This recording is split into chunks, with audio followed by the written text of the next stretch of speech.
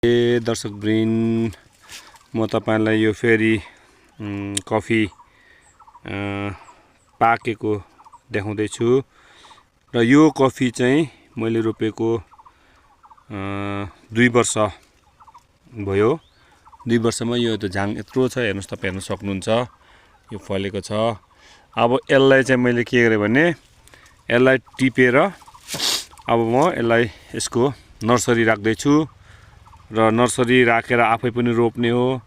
यदि तपाईहरु कोही पनि चाहनुहुन्छ, इच्छा गर्नुहुन्छ भने तपाईलाई पनि म यो नर्सरी बेच्न पनि सक्छु र बेचेर अथवा तपाईले किनेर रोप्नुभयो अनि उत्पादन भयो भने तपाईहरुको कफीको यो चेरी पनि किनिदिने म तपाईहरुलाई बाचा पनि गर्छु र तपाईलाई यो कफी टिपेर नर्सरी गरेर पछि भ्यू पनि देखाउने छु। यदि तपाई कोही इन्ट्रेस्टेड हुनुहुन्छ भने यो हाम्रो एरियामा कफी यो मज्जाले हाम्रो एरियामा मज्जाले फल्छ। तपाईले देखिराख्नु छ यति मज्जाले फलेको छ, हेर्नु यतातिर। आज मैले यसो हेरे भने त यो सबै मैले यसलाई टिपेर यसलाई चाहिँ भ्यू राख्दै छु। हेर्नुस् यति राम्रो छ, हेर्नुस् त तपाई, यता भुइँतिर पनि लत्रेको छ, यति राम्रो छ।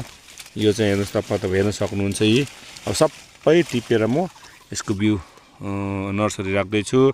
ल है मित्र हो, तपाईले कोही कसैलाई इन्ट्रेस्ट छ भने खाली जग्गामा कान्ला डिल जता रोपे पनि र जति फले पनि तपाईले 1 केजी, आधी केजी, 1 पाउ पनि तपाईहरुको म किन्दिने छु है मित्र हो। र म भ्यू राख्दै छु मित्र हो।